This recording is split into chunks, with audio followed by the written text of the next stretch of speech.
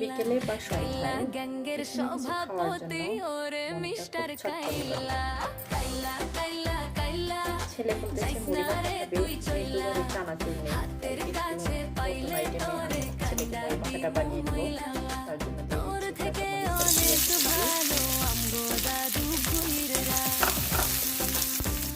সাথে দিয়ে দিচ্ছি সামান্য পরিমাণে লবণ। মুড়িটা মাখালে কালারটা যেন একটু সুন্দর আসে, তার জন্য আমি সামান্য পরিমাণে হলুদ দিয়ে দিচ্ছি। একদম ভিন্ন আইটেমের মুড়িটা মাখানো হবে। পেঁয়াজটা আমার হালকা ভাজা হয়ে গেছে, এর মধ্যে আমি এখন একটা টমেটো কুচি দিয়ে দিচ্ছি।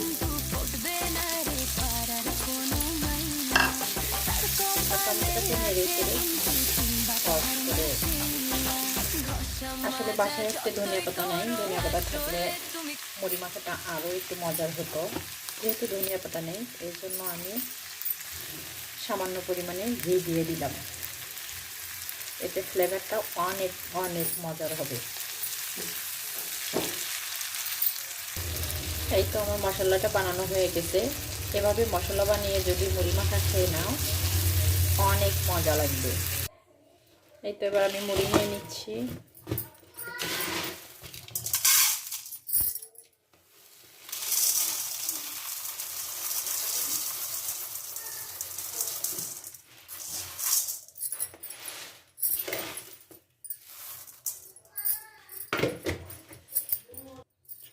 এবার এর উপরে ভুনা মশলাগুলো দিয়ে দেব।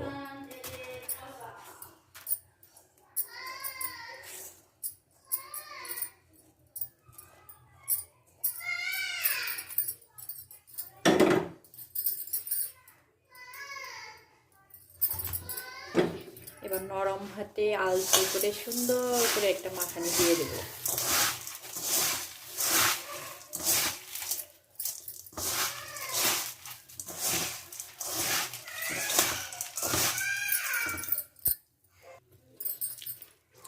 দেখুন মুড়ি মাখাটা কত সুন্দর হয়েছে। এভাবে একবার বানিয়ে খেয়ে দেখবেন।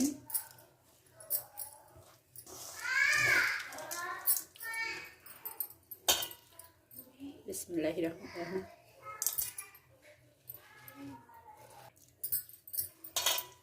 সেই স্বাদ।